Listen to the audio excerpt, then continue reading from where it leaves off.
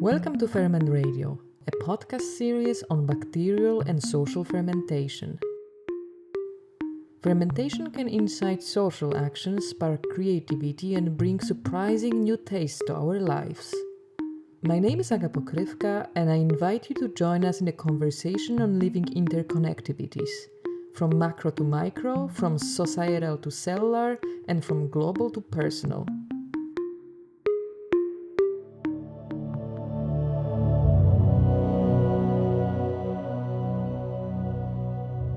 Through language, we not only reflect our relationship with the world, but also shape it. For example, what does the conviction that we need to exterminate all superbugs tell us about humans?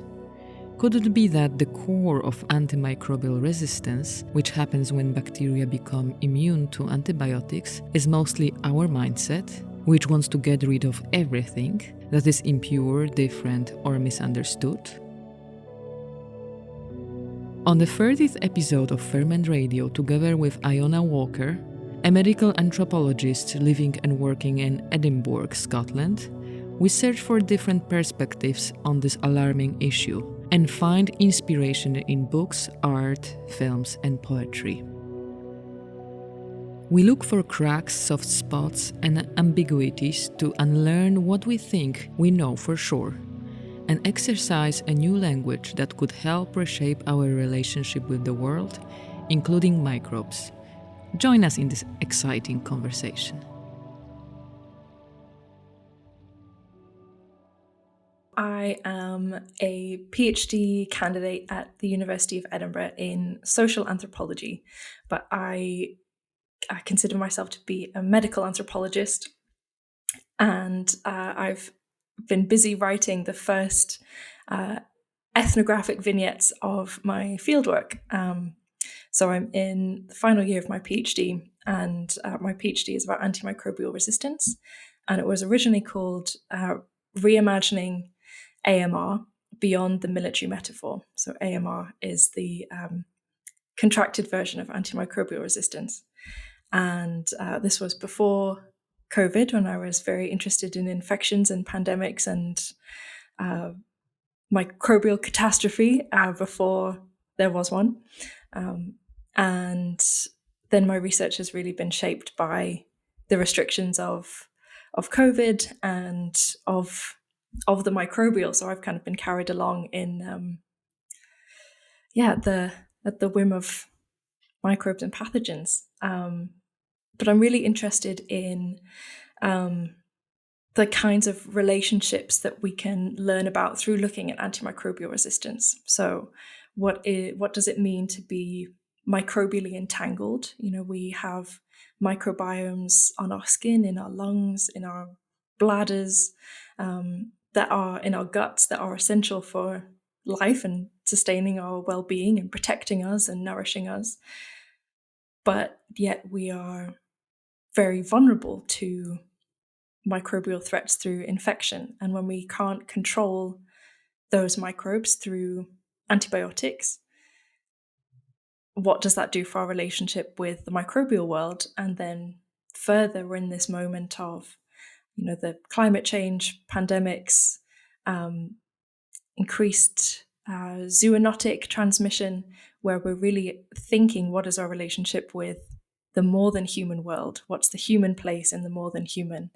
And what stories do we have for thinking about those? What stories do we tell each other? What narratives do we have? What language? What kinds of framings?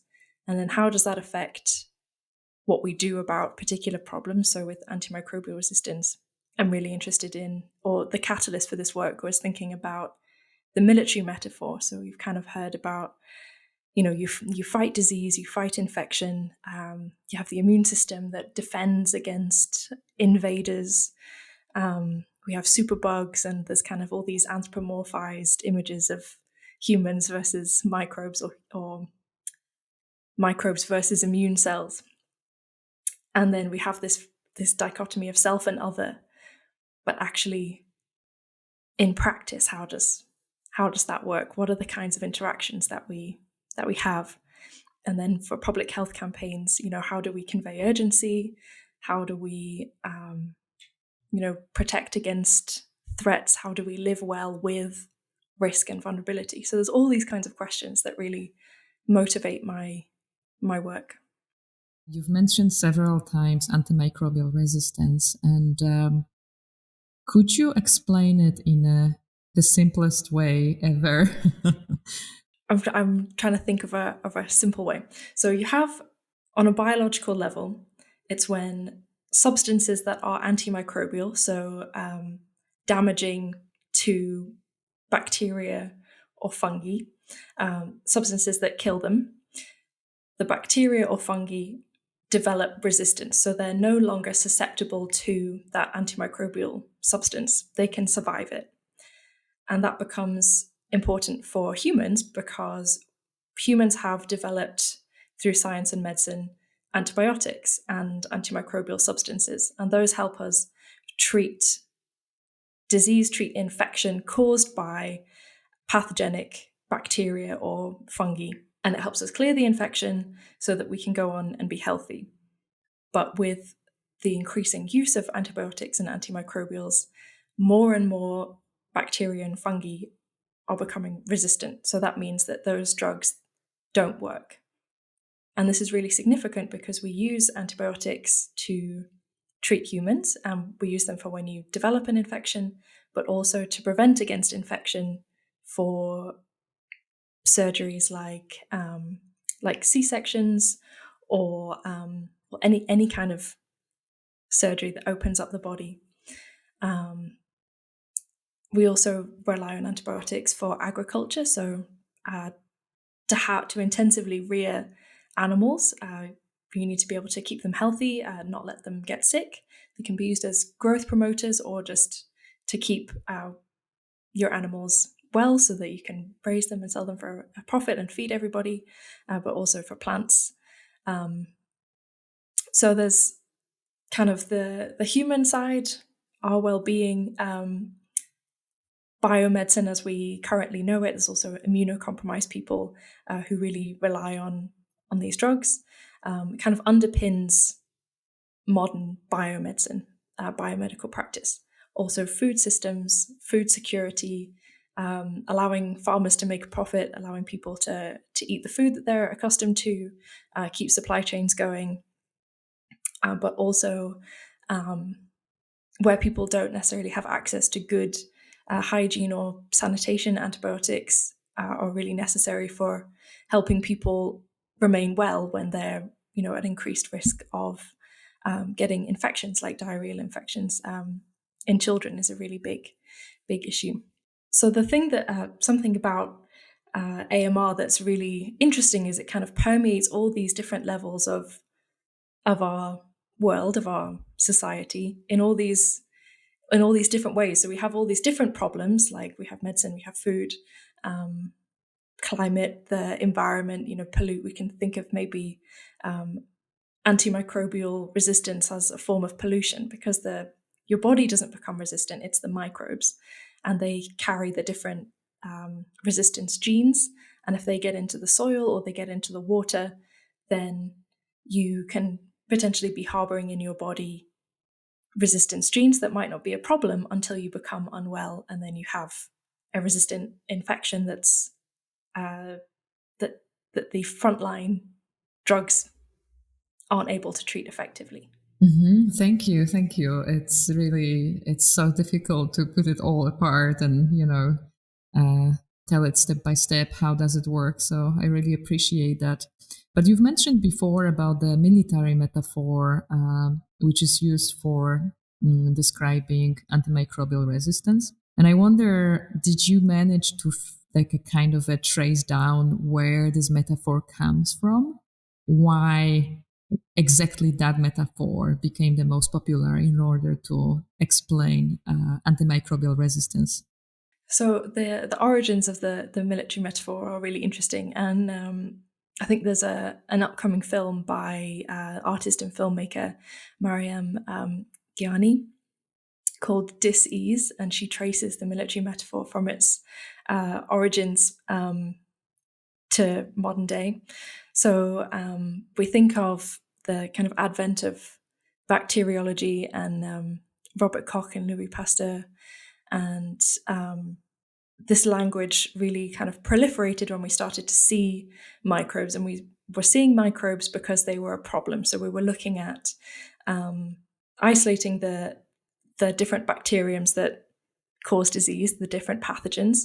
So we were deliberately, so the microbes that were of interest are the ones that were detrimental to humans, so either because they cause disease or because they're making wine go off, or they're,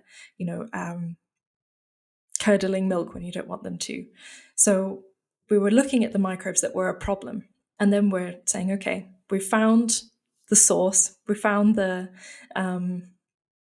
scourge, and now we need to control it. We want to either kill these pathogens, get rid of them, or have human control over this sphere of the natural world.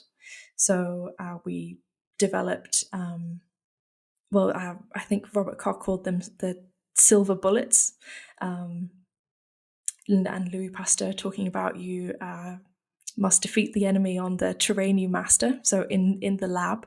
So kind of rolling out these lab-like conditions to everyday life. So sterilizing, sanitizing, creating a distinction between the human dwelling place, the kind of in civilizing language, this is where humans stay, is clean, hygienic, sterile, only humans in here. And then outside is kind of the contaminating, external, harmful other. And you can really see when you start using that kind of language and imaginary, there's a kind of them and us, self, non-self, that very quickly can turn into xenophobia, right? So if you start saying one group is us and they're clean and hygienic, and then other people trying to get into our nice sanitized space, that's a threat. So then you start seeing these kind of racist justifications for being anti-migration, for comparing or reducing immigrant populations to pathogens. And there's actually been, I think, several studies now that show that increased levels of germophobia correlate quite well to increased anti-immigrant or xenophobic sentiments. So this language is kind of can be quite insidious if that becomes a logic for how you start thinking about the world, thinking about who is us, who is other, who is contaminating, who is kind of pure. And then you have kind of European white colonists going along the lines of empire in the name of, civilizing, and this logic of bringing hygiene and, imposing public health on kind of the uncivilized world, to use their logic, as a justification for colonial practices, even though colonists were bringing disease and then stealing native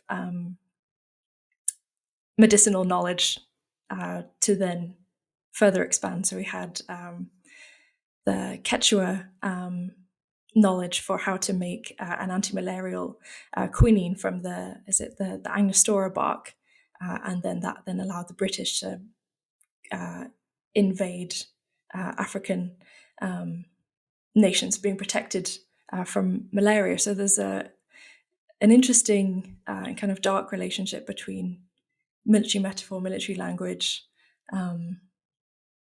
and colonial history. Wow, that's very interesting. And is it also so that this metaphor, like a military metaphor in antimicrobial resistance, is also part of the problem in order to solve this issue? What would be your opinion on that? I think the military metaphor is very persuasive when it comes to how we've identified a problem. The problem is AMR. It is in our best interest as humans to do things to help limit the damage and find solutions. So AMR is a big problem. We know that we need to do things to solve it in order to prevent deaths, prevent food chains being disrupted, to learn more about what causes it and how to find maybe alternative solutions to treating infections, as well as promoting the development of new antibiotics, new practices to prevent infection. And we know that that will take a massive amount of resources. We know that we need to raise awareness among prescribers, among people that use antibiotics and antimicrobials, so that they can use them in a suitable way. We need to catalyze innovation in terms of diagnostics, so we can use the right antibiotic for the right infection.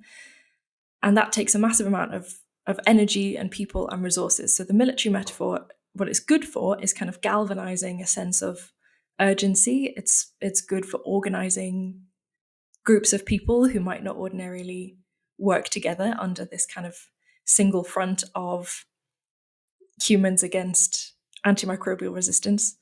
And it brings a lot of resources and money and energy and attention. That's really useful.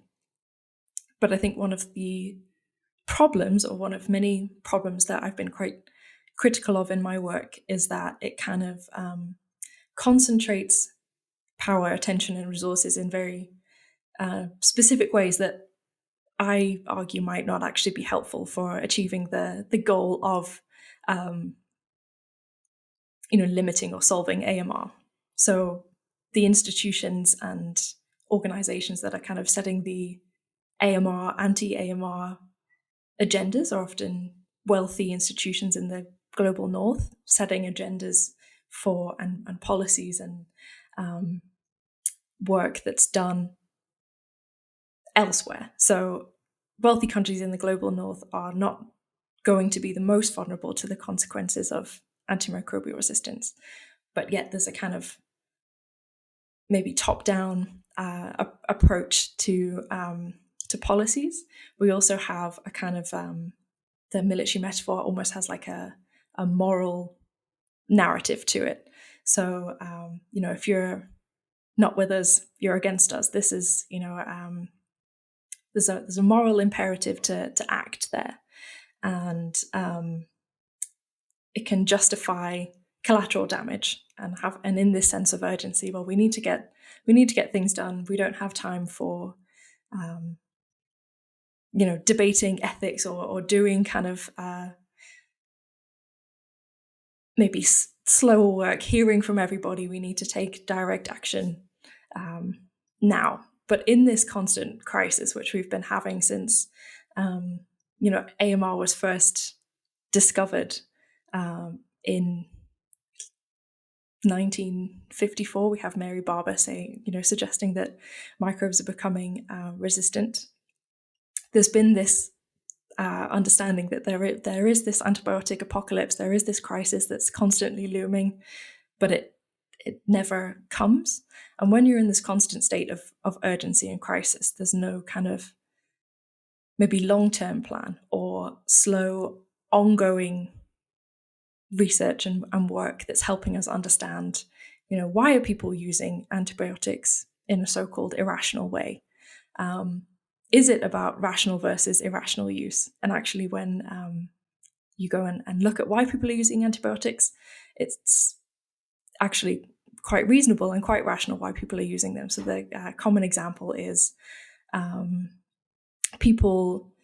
parents wanting their child to have antibiotics so that they don't have to take time off work, and the child can feel better and stop crying. And there's that, those kinds of parents are often blamed. It's usually mothers are blamed for irrationally using antibiotics when the child could perfectly well take 2 weeks to recover at home. But then if you think about it, who has 2 weeks to stay at home with a sick child? That's not really how our society is structured. And in the military metaphor as well, you have this one front where actually there's so many different ways that AMR impacts people, and so many interconnected problems that really is one. Is there really one single front, or is it kind of a push from all different kinds of expertise, all different kinds of people all over the world? And I don't think we're necessarily there in terms of structures that allow us to do that kind of work, in terms of funding, in terms of resources, in terms of the ability that people have to coordinate that kind of multi-discipline, multi-actor work. But I think that we're headed in that direction, hopefully. What do you think when you say multidisciplines and diverse tools? Could you name some of those? And since we are talking here about this, solutions which are more long term, right? We can also be quite idealistic here, even if it's something like it's a long kind of a shot. Go ahead and tell us more about possible tools, disciplines, or solution which could kind of help to look at the antimicrobial resistance kind of as a long-term kind of action rather than just like a battle, which we have to urgently attend. From a kind of scientific economic perspective, one of the things that we really are pushing for is better diagnostic technology, so helping us understand what microbes are where and how we can treat them effectively. From an economic standpoint, the frameworks that we have to fund the research and development and then production and distribution of antibiotics, they don't fit very well in terms of kind of your market logic. So with antibiotics, the more you use, the less effective they are, and that's not a great business model. So we need long-term understandings of how we value antibiotics and how do we pay for them. So that is a question of value that I think is really important for us to think about and then practically come up with some solutions. And the question of practically how do you implement that is one thing, but then how do we value medicines? How do we value our time in terms of one of the solutions is we have instead of using antibiotics, you stay at home and you rest for 2 weeks and until you get better. But that requires a kind of rethinking of productivity and what are we doing with our lives, which is a bigger question that suddenly becomes more into the realm of philosophy and the arts. What does it mean to be human? What is a life? What do we value? And then more explicitly bringing in the arts, I think, in this kind of urgency of crisis. When you're in crisis, you can't be creative or imaginative. That's something that I think, or maybe you can, but I think it's really difficult. And we're in this moment where we are questioning and reimagining and trying to figure out what is our relationship with the more than human. What does it mean to be living at this moment of kind of this crises of all kinds everywhere? What do we do with that? How do we think about that? How do we think about ourselves ecologically?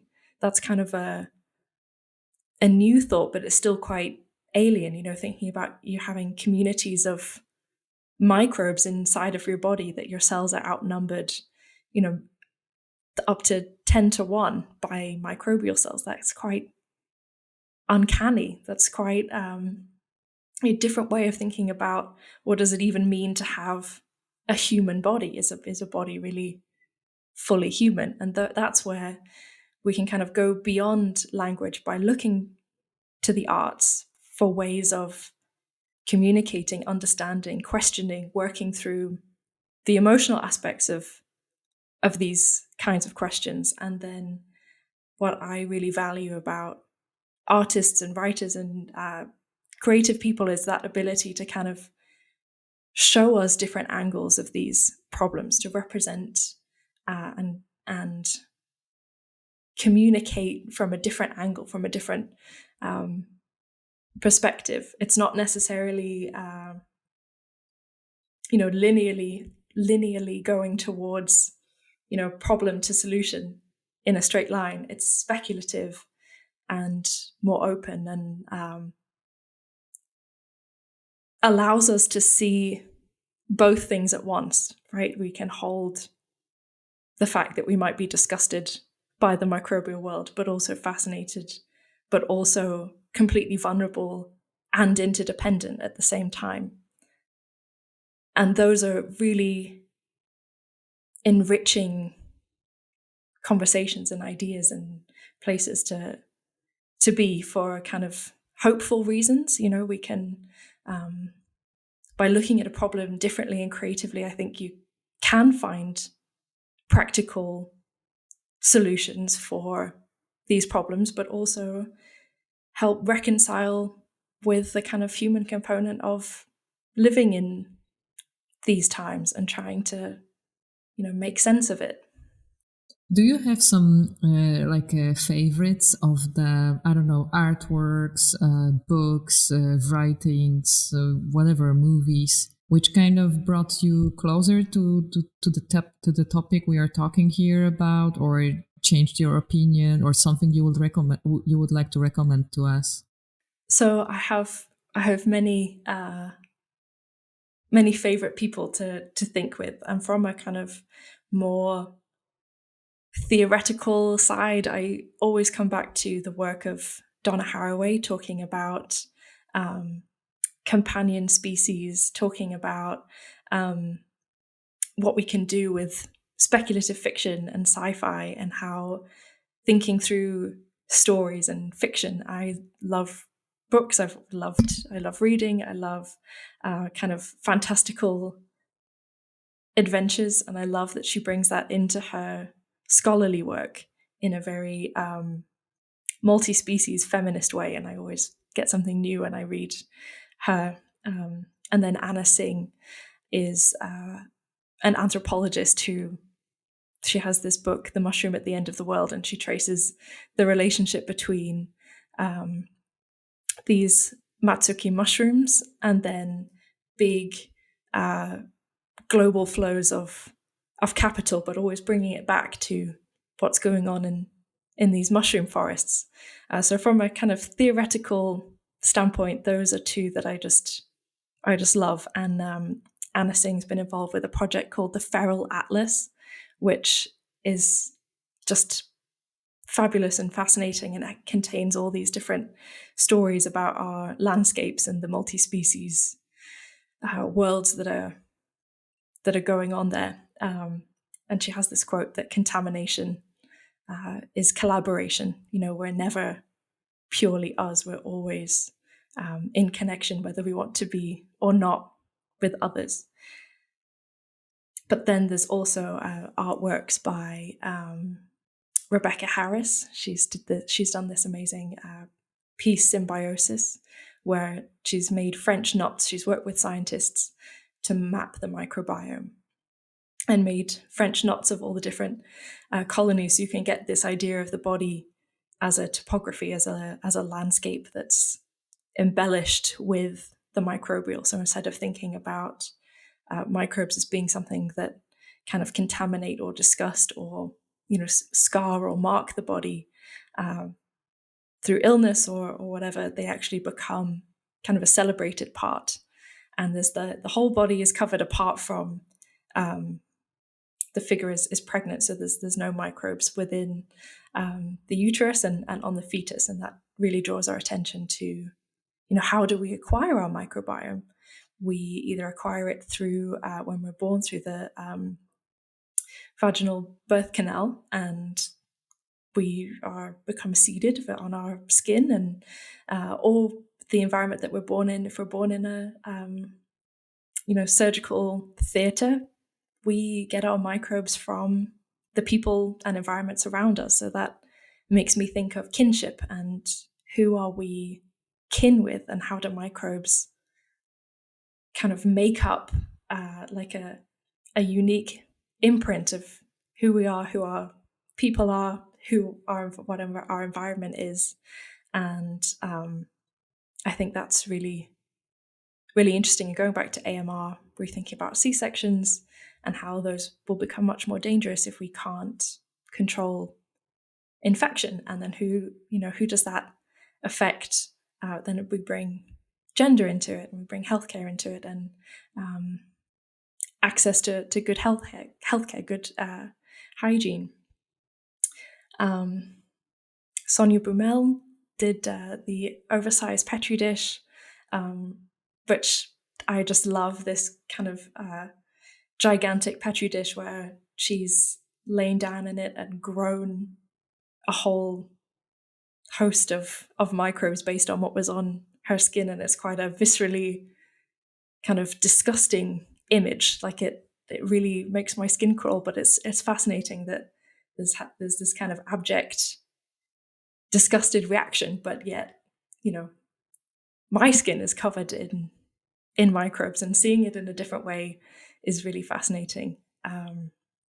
Sarah Krask has worked with scientists to make, she has this disease map where she's made synpeptides collaborating with scientists based on this medieval panacea called teriac, and then overlaid that with cholera on this map of Basel in Switzerland. And she's kind of showing how diseases ebb and flow as kind of, an accompaniment to epidemiological works and a kind of a visual representation. So I get really excited every time I come across someone new working with these themes and kind of grappling with them. Yeah, that's amazing. And since this last artwork you've mentioned talks about like epidemics, it made me thinking that, when did you start your PhD? Pre-COVID, right? Yes. So it was probably kind of impactful on your research, and I wonder what did change in your way of thinking about the topic you proposed, from the beginning till now. Yes, COVID was really interesting. And by interesting, I mean I kind of just everyone hid from the world, but I really struggled with my PhD research. I had to kind of grieve the end of, I had my project all mapped out of what I was going to do, and then I had to completely change everything. And that was really difficult to accept, as it was for everybody. Everyone kind of had to grieve the future plans that they'd made. And then I kind of was looking at the language that was being used by politicians in newspapers, on social media, and the military metaphor was extremely present. And not only the military metaphor, but in the UK where I live, it's very much along the lines of a kind of blitz spirit, World War II solidarity, and I found that really striking and actually really quite troubling. So I was inspired to write about that, much from my own benefit, to kind of use anthropology and my work to help me process what was going on. And then I started writing about these metaphors and why I think that we should be really careful about using them for COVID. Actually, it's interesting when you mentioned about the military metaphor regarding COVID, because I always thought that when hearing news about COVID, I felt like those are reporting on the sport games, who is winning. And like, because sport also has a little bit of this narrative of, one against another. Yeah, I think the sport metaphors trouble me less, especially in scientific circles talking about sport. There's kind of this idea of there's competition, there's a team working idea there. So this idea that we're on the same team, we've all had to pivot to looking at COVID, or at least the people I'm working with, pivoting to looking at COVID, working together, sharing information, sharing data in ways that actually are really unprecedented. So it's changed the way that scientists are working together, internationally, sharing work, and that I think is really, really positive. And then supporting each other like you would support your teammates. But then when we kind of look at the political discourse, this idea of, we all need to sacrifice by doing X, Y, and Z. That we had the clap for the NHS in the UK at the same time that the NHS were not being supplied with adequate personal protective equipment. And it kind of brought the attention away from responsibility on the government and what the government is doing to support frontline and essential workers. Frontline also being a military metaphor that a lot of healthcare workers were saying, we never asked to be frontline soldiers in this war that, and we want to have access to proper resources, good working conditions, protective equipment, enough staff, enough hospital beds, and clapping and valorizing their sacrifice is not actually good enough. And then when you look at COVID deaths, 65% of deaths within the NHS were in BAME communities. So that really raises the question of, what kinds of sacrifice are being asked of people, and how is that actually disproportionately affecting people of colour. And then again, with the military language, it's very masculine. But then when you look at the actual work that's needed to control the virus and actually live with the virus, a lot of it is traditionally feminine labour. So cleaning, for example, keeping things clean, looking after children because they can't go to school, and homeschooling children. A lot of work inside of the home, organising the home, typically feminized labour, but under this like masculinized military warfare framing, which then erases that side of things. So COVID, it affected my work, but actually I didn't pivot to want to look at COVID, because I think COVID is a symptom of the problem that I'm trying to look at with AMR, in that we're trying to live with an interconnected planet that is an ecosystem. I think of our bodies as ecosystems within bigger ecosystems. The global flow of people and capital, increasing climate change, increasing vulnerability of populations of humans, but also other kinds of species, making them more vulnerable, increasing zoonotic, the potential for zoonotic encounters for pandemics to spread, and then inequality in terms of healthcare, in terms of, do people have homes that they can self-isolate in? Are people able to take time off work? Can people work from home?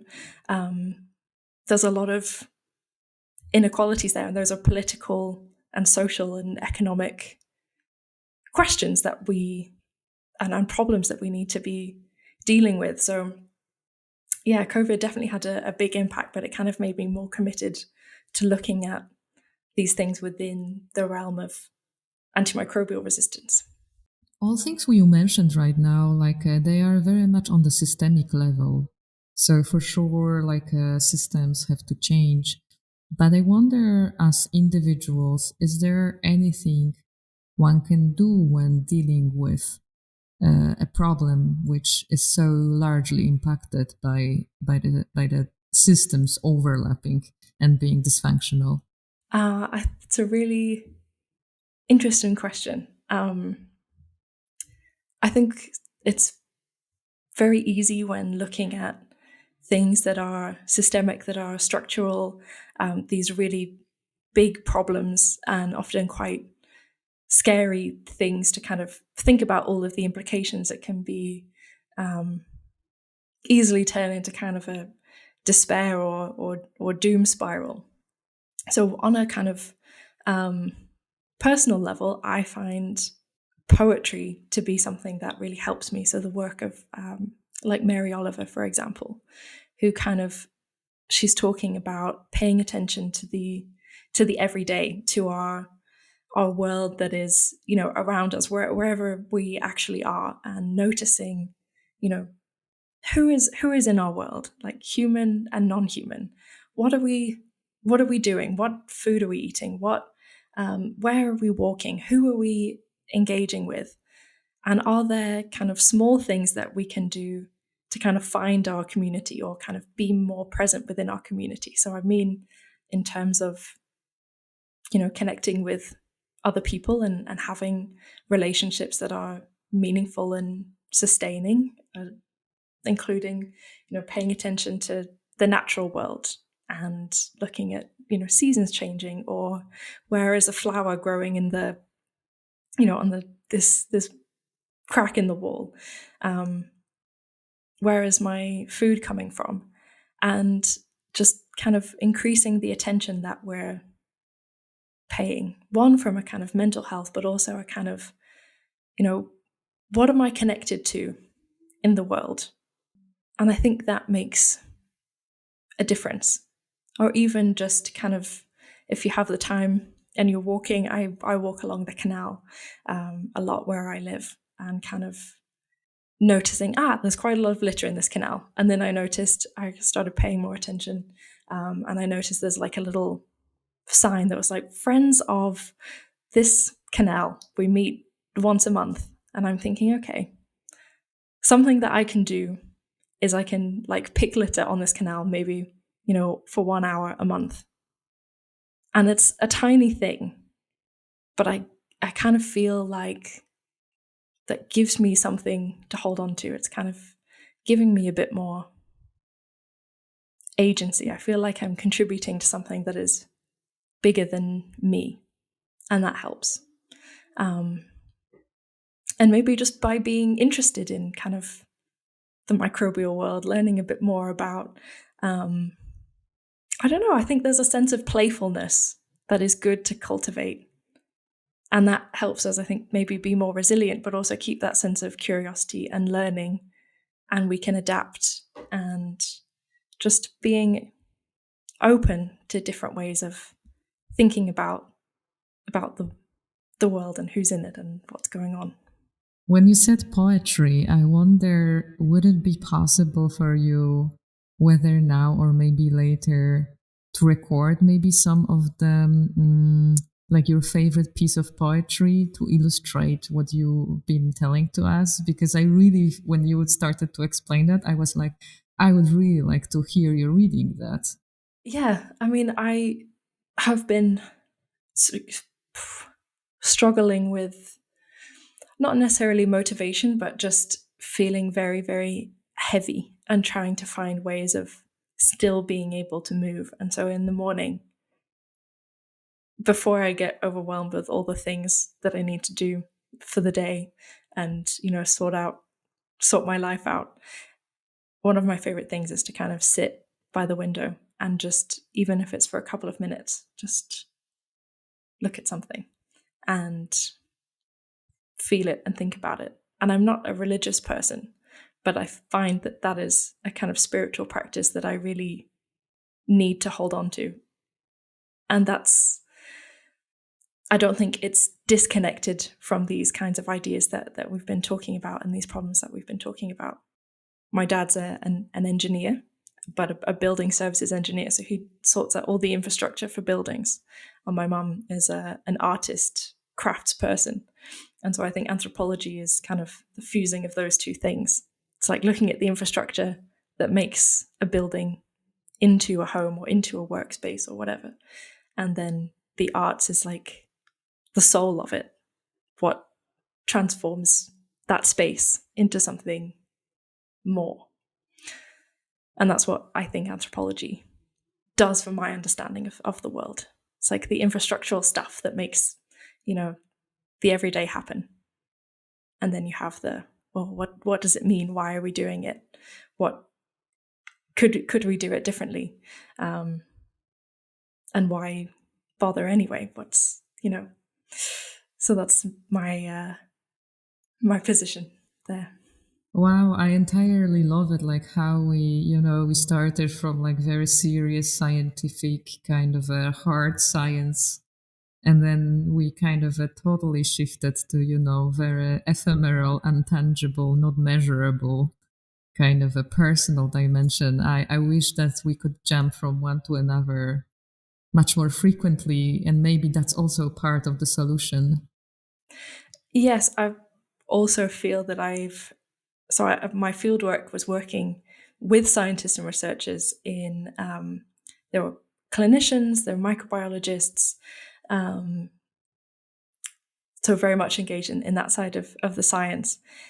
And I feel that the infrastructural side, the scientific side, the kind of empirical evidence, teleology of progress stuff is much more, it's easier to inhabit that space and get credibility and get your grants funded so you can keep being employed, engage with people as a serious person, serious scholar, whatever. But then the driving force of at least what I do, and kind of the thing that gives it meaning and enlivens it for me, aside from, I think AMR is a really serious problem, and millions of people will suffer and die if we don't find solutions for it. The artistic side, creative side, the spiritual, ephemeral, whatever you want to call it, I think is equally as important, but it doesn't have a space. I feel like that doesn't really have a space in maybe in academia, or maybe in the kinds of conversations or language or tools we have to talk about things or engage with things. And I think there's often this misunderstanding that art or poetry is somehow elite or not for the everyday, or for certain kinds of people with certain kinds of sensibilities, when actually it's the opposite. It's giving space to talk about ideas, and people, you can be moved by it regardless of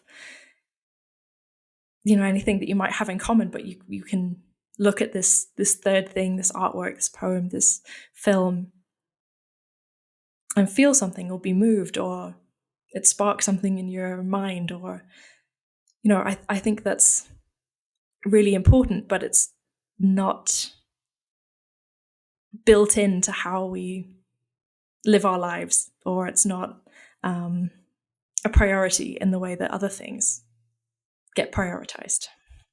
My next kind of quest is thinking about what are the spaces that we can have these conversations and talk about these things, and promote art, the kind of art and science, anthropology, social sciences, in kind of mixed up ways, in accessible ways, and bring the conversation out of kind of academic echo chambers and into kind of maybe more meaningful public spaces. And that's something that I'm thinking about as kind of the next phase of what I'm going to do with this work, with this research.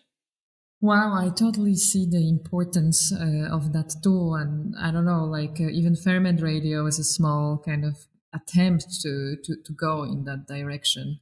However, I think that, the problem is like professionalization of things. Like if somebody is professional artist, then you talk to the crowd of the artists. And if somebody is a professional scientist, you talk mainly to the scientists.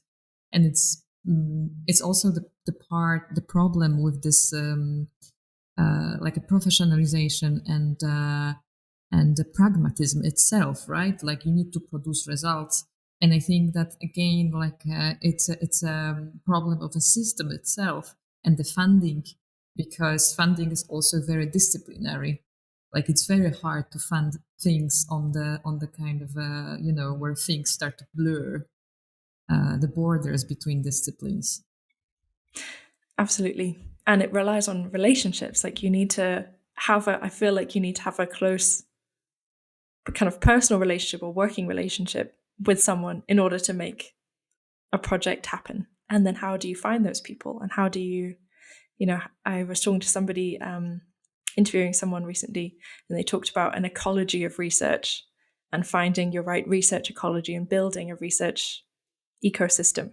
And I thought that was really interesting for maybe thinking about the future of research and how we work together to kind of solve these big multi-actor, multi-species questions. I really hope that creating and sustaining these relationships will contribute to a much needed mind shift regarding big multi-species questions such as antimicrobial resistance. It feels that from different and expanded perspectives, a real systemic change is actually possible. Oh, and stick around for 3 more minutes. We have a bonus track today. Iona is sharing with us a few of her favorite poems and quotes, which can help us reflect more on this episode topics. Enjoy. Science describes accurately from outside. Poetry describes accurately from inside. Science explicates.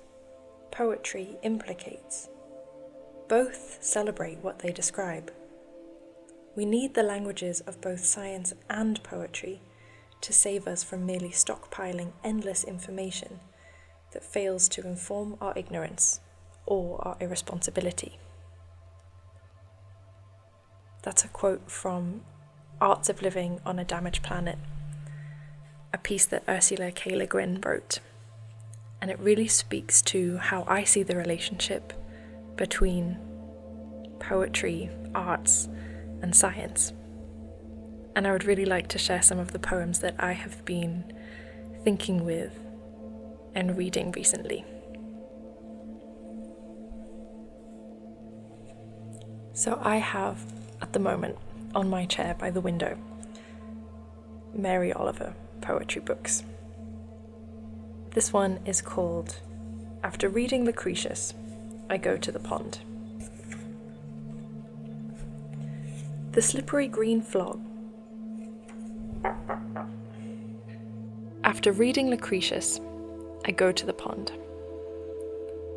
The slippery green frog that went to his death in the heron's pink throat was my small brother, and the heron with the white plumes, like a crown on his head, who was washing now his great sword beak in the shining pond, is my tall thin brother.